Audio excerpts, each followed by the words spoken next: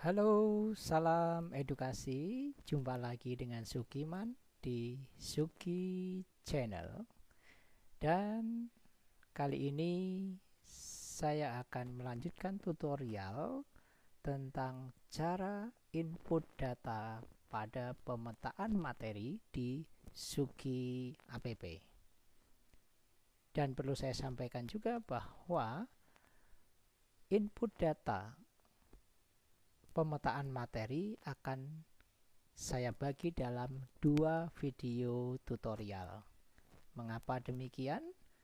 Karena untuk pemetaan materi ini banyak data yang harus diinput. Tetapi tidak susah. Sekali lagi, tidak susah. Baik, kita langsung saja bagaimana input data pemetaan materi pada Suki App. Saya akan langsung masuk ke Suki App dan masuk ke menu pemetaan materi. Baik, langsung di sini yang harus kita isikan pada pemetaan materi adalah kolom perumusan tujuan pembelajaran. Di perumusan tujuan pembelajaran ini ya ada kata melalui. Ini nggak usah diotak-atik karena ini kata yang sudah baku yang nanti akan muncul di tujuan pembelajaran. Kemudian di bawahnya ada kalimat dengan pendekatan pembelajaran aktif dalam kurung active learning, peserta didik mampu titik-titik dalam kurung diisi dengan kata kerja KD pada KI 3. Yang dimaksud adalah ini. Berarti menganalisis pengetahuan. Oke. Serta terampil titik-titik dalam kurung diisi dengan kata kerja KD pada KI 4. Yang dimaksud adalah ini. Mengolah. Jadi langsung saja saya isikan di sini. Bisa diganti di sini. Mampu menganalisis pengetahuan serta terampil mengolah. Oke, cukup. Kita beralih ke baris di bawahnya. Didasari sikap titik-titik diisi dengan kata kerja KD pada KI 1 yang dimaksud adalah ini. Berarti mengamalkan. Dan titik-titik diisi dengan kata kerja KD pada KI 2 yang dimaksud adalah ini. Menunjukkan perilaku disiplin dan bertanggung jawab. Oke, capcus. Saya ganti lagi.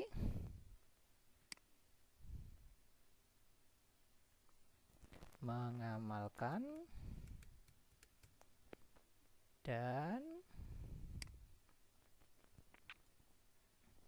menunjukkan perilaku disiplin dan bertanggung jawab. Ya, selesai sudah untuk perumusan tujuan pembelajaran pada pasangan KD pertama. Berikutnya adalah mengisi kolom materi pokok. Untuk mengisi kolom materi pokok ini cukup dilihat di pasangan KD yang pertama ini. 1.1 mengamalkan aspek-aspek dan pengklasifikasian sila. 2.1 menunjukkan perilaku disiplin dan bertanggung jawab tentang aspek-aspek dan pengklasifikasian sila. 3.1 menganalisis pengetahuan tentang aspek-aspek dan pengklasifikasian sila.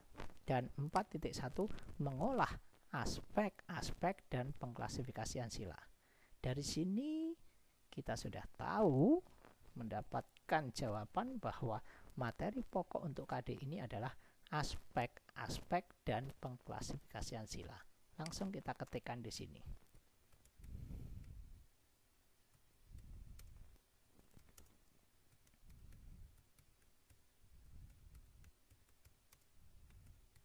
Oke. Beralih ke kolom berikutnya, yaitu materi pembelajaran. Apa yang dimaksud materi pembelajaran dan apa beda antara materi pembelajaran dengan materi pokok? Materi pokok adalah materi yang langsung mengacu pada kompetensi dasar. Seperti tadi sudah saya jelaskan, sedangkan materi pembelajaran adalah turunan dari materi pokok. Artinya, materi pembelajaran ini adalah materi-materi apa saja yang masih dalam ranah materi pokok yang akan Ibu Bapak sampaikan dalam proses pembelajaran di kelas. Sebagai contoh, kalau materi pokoknya aspek-aspek dan pengklasifikasian sila, maka bisa Ibu Bapak menjabarkan menjadi dua materi pembelajaran. Yang pertama misalkan aspek-aspek sila, dan yang kedua adalah pengklasifikasian sila.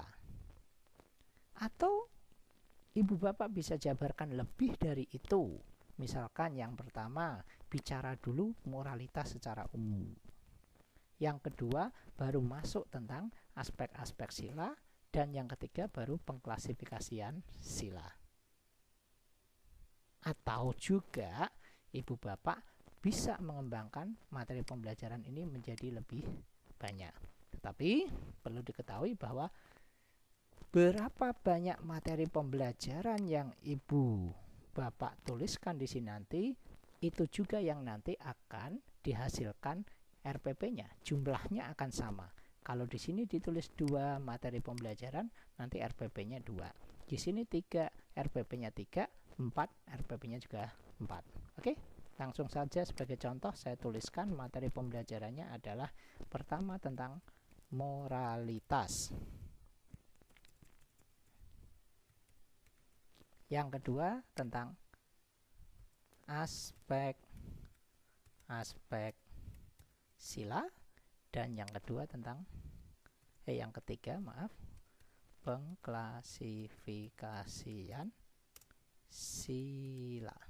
Oke, ada 3 di sini, berarti nanti ada 3 RPP, 1 materi pembelajaran, 1 RPP.